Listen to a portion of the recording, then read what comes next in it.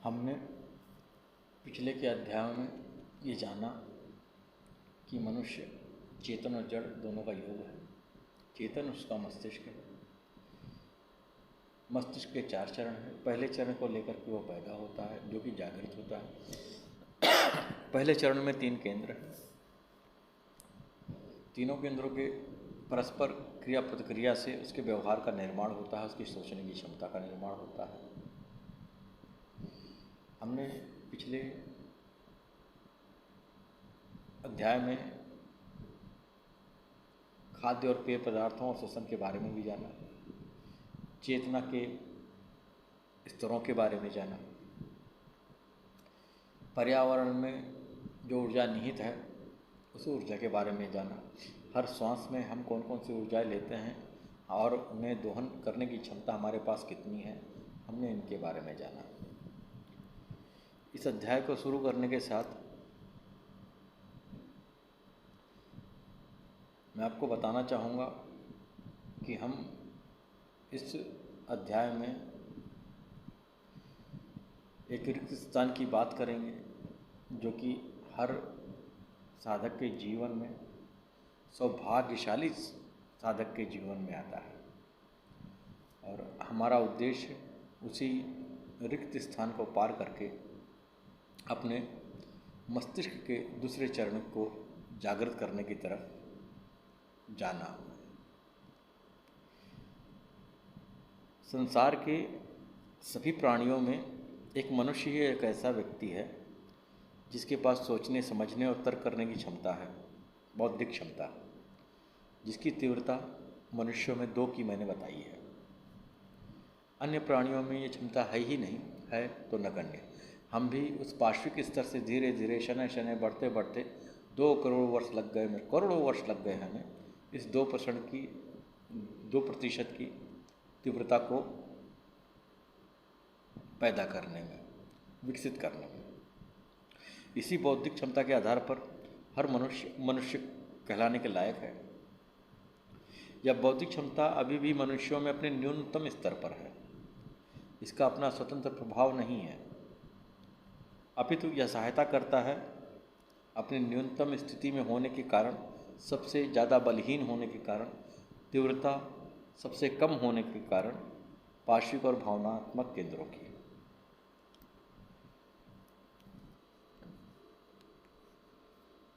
यह महत्वपूर्ण है कि हम अपनी इस मस्तिष्क की संरचना को जानें और इसी के अनुसार हम कुछ ऐसे कार्य करें, कुछ ऐसे सुधारात्मक उपायों को अपने जीवन में अपनाएं कि जिससे हमारी इस बौद्धिक क्षमता बढ़ती रहे। अगर हम अपने मस्तिष्क के पहले चरण को संतुलित करने में, ऊर्जावान करने में कामयाब रहे तो हम सफल हो जाएंगे अपने मस्तिष्क के दूसरे चरण को जागृत करने में। मैंने पिछले अध्याय में यह भी बताया कि जब मनुष्य अपने पहले चरण को ऊर्जावान करने के लिए प्रयास करता है, अभ्यास करता है और दूसरे चरण की तरफ बढ़ता है उसे जागृत करने के लिए, तो बीच में, इन दोनों चरणों के बीच में एक बहुत ही गहरी खाई है, एक रिक्त स्थान है। इसी रिक्त स्थान को पार करना ही सबसे ज़्यादा महत्वपूर्ण है। जो व्यक्ति इसको पार करके उस तरफ चला गया, अब उससे रोकने वाला कोई नहीं। वो आज नहीं तो कल इसी जीवन में ही अपने परम लक्ष्य को प्राप्त हो जाएगा। सबसे बड़ा कठिन काम है पहले चरण को संतुलित करना और इस रिक्त स्थान को, इस विचार रहित स्थान को, इस मुक्त स्थान को पार करना। पहले चरण और इस मुक्त क्षेत्र के बीच एक जोड़ है, एक पड़ाव है, जिसे मैं कहता हूँ आरोहण प्लेटफॉर्म। आरोहण के अर्थ होते हैं चढ़ना। ये एक ऐसा प्लेटफॉर्म आपको पहले चरण में ही मिलेगा जिससे आप चढ़ करके इस मुक्त क्षेत्र को पार कर पाएंगे।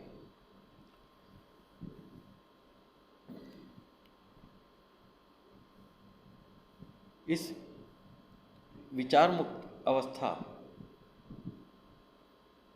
या मुक्त क्षेत्र तक पहुंचने से पहले एक और पड़ाव इस मार्ग में आता है, जो चेतन मस्तिष्क के पहले चरण और मुक्त क्षेत्र को जोड़ने का कार्य करता है।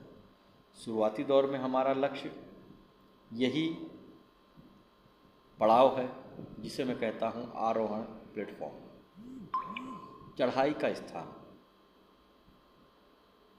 व्यक्ति की पकड़ में यह विचार मुक्त क्षेत्र, जिस खाई की मैं बात कर रहा हूँ, वो कभी नहीं आता, क्योंकि मस्तिष्क के जिस भाग के आधार पर हम और आप अभ्यास करते हैं, यानी कि मस्तिष्क का चरण पहला, उस भाग का गुण ही है गतिशीलता, निरंतरता।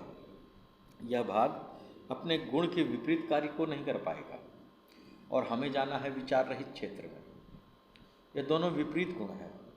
अपने चेतन मस्तिष्क के अभ्यास और प्रयास में मनुष्य फेंक दिया जाता है, जाता नहीं, कोई रास्ता नहीं है कि वो कदम दर कदम जा रहा है, नहीं, फेंक दिया जाता है, एकाएक पहुंचा दिया जाता है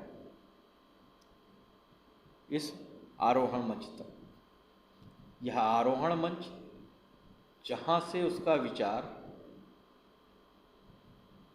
न्यूनतम स्तर पर पहुंच जाता है और वह यहाँ से उस विचार रहित मुक्त क्षेत्र में जाना हो जाता है सहज और सरल।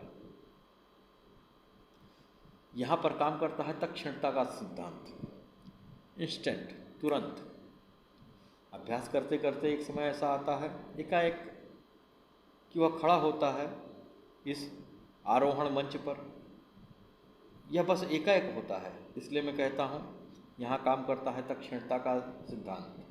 आप यहाँ जाने के लिए अभ्यास करते रहो, आप नहीं पहुँचोगे, आप इसे नहीं समझ पाओगे। बस किसी दिन एकाएक आप इस मंच पर खड़े हो जाओगे। हर मनुष्य और साधक के जीवन में यह समय आता है जब वो खड़ा होता है इस आरोहण मंच पर। कुछ इसे अभ्यास और प्रयास के माध्यम से प्राप्त करते हैं और कुछ को भाग्य की प्रबलता से यह क्षण प्राप्त होता है, परंतु इस क्षण की गरिमा महिमा से अज्ञान होने के कारण लोग चूक जाते हैं, खो देते हैं इस अमूल्य क्षण को, जो ला सकता था उनके जीवन में एक अद्वितीय बदलाव। हर साधक का पहला उद्देश्य होता है इस आरोहण मंच को प्राप्त करना। सारा अभ्यास, सारी धार्मिक क्रियाएं जो ईश्वर और ईश्वरीय सत्ता से संबंधित हों, वे इसी क्षण को प्राप्त करने का प्रयास मात्र है। यदि यह क्षण मिल जाए तो इस स्तर में प्रवेश किया जा सकता है। यदि यह क्षण मिल जाए तो इस स्तर से प्रवेश किया जा सकता है एक नए चेतन आयाम में, एक नए जीवन में, एक नए चेतन भाग में, जिसकी शुरुआत होती है विचार मुक्त क्षेत्र से। हम आते हैं पुनः अपने उसी बिंदु पर, पहले चरण पर, जहाँ पर हमारा लक्ष्य है आरोहण प्लेटफॉर्म। हमारे पास उपलब्ध है इसके लिए 5 ज्ञानेंद्रियाँ, खाद्य और पेय और श्वसन। यह तीनों, इन तीनों पर काम करके सतत अभ्यास से मनुष्यों के लिए संभव है इस आरोहण मंच तक पहुंचना। किए जाने वाले अभ्यास जो हमें पहुंचाएंगे इस आरोहण मंच तक: पहला, चेतन मस्तिष्क के केंद्र के प्रति जागरूक व्यवहार। दूसरा, खाद्य पेय के समय कुछ सुधारात्मक उपाय। तीसरा, श्वसन में सुधारात्मक उपाय। चौथा, मुक्त इच्छा का प्रयोग। मुक्त इच्छा क्या है, इसके बारे में हम फिर कभी चर्चा करेंगे, ताकि हम समझ सकें हमारे पास क्या कोई अधिकार है जिससे हम बदल सकें अपने भाग्य को, अपने निर्णय को, और पहुंच सकें उस धरातल पर जो हमें ले जाए उस आरोहण मंच तक। आज के लिए बस इतना ही। धन्यवाद।